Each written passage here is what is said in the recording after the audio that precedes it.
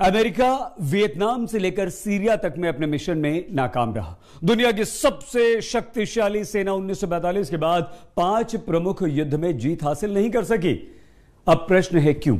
लेकिन जो सबसे बड़ा सवाल उठता है कि अफगानिस्तान में हार का अमेरिका पर क्या असर होगा? क्या अफगानिस्तान में अमेरिका का सरेंडर उसके वर्चस्व के अस्त होने की एक दस्तक है?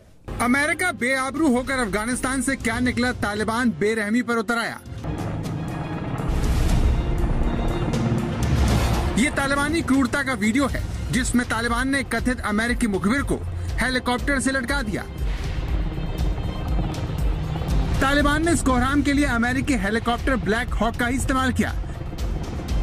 यानी तालिबान ने अमेरिका को संदेश देने के लिए उसके ही कथित मददगार को अमेरिकी हथियार से ही निशाना बनाया और हेलीकॉप्टर से लटकाकर मार डाला।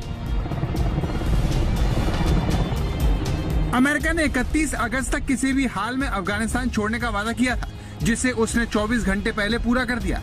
लेकिन तालिबान अपने वादे से मुकर गया और उसने एक बार फिर अपना क्रूरतम चेहरा दिखा दिया।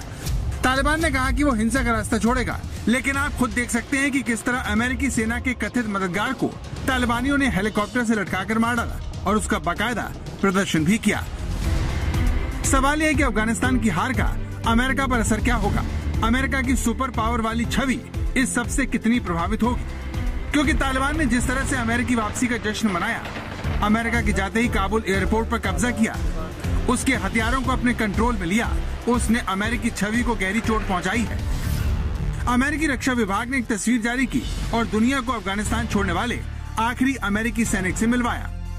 अमेरिकी सेना ने बताया कि ये मेजर जनरल क्रिस डोनाहू जो अमेरिका के लिए काबुल से निकल रहे आखिरी C-17 विमान में सवार हो रहे हैं। जैसे ही अमेरिका का अंतिम विमान रवाना हुआ, काबुल एयरपोर्ट और काबुल की सड़कों पर तालिबान ने गोलियां दागकर जश्न मनाना शुरू कर दिया।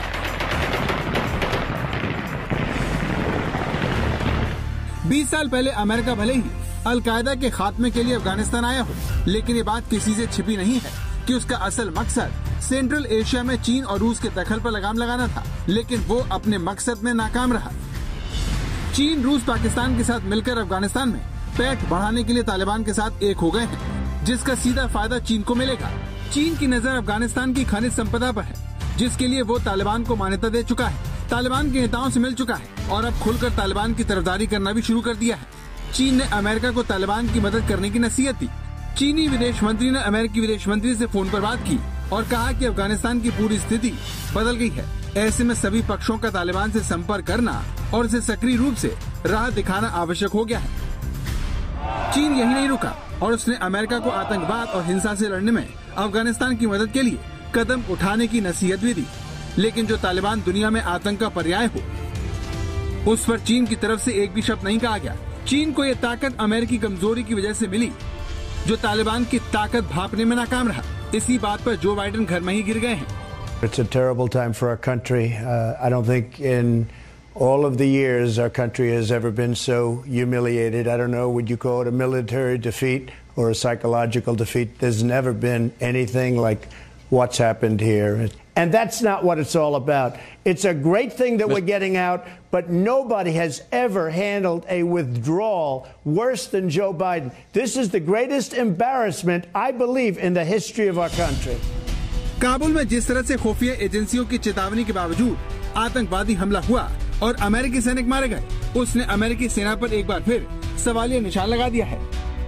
चीन इसका जमकर फायदा उठा रहा है, जबकि अमेरिका अफगानिस्तान से आने वाली ताज़ा तस्वीरों से घिरता जा रहा है। ये देखिए, जैसे ही अमेरिका का आखिरी विमान काबुल से उड़ा, तालिबानी लड़ाके आधी रात में ही काबुल एयरपोर्ट के भीतर दाखिल होने लगे। Thanks be to Allah. The planes are all parked there. We have entered the ground of the airport. There is no problem. My message is to have no worries. Everything is going fine.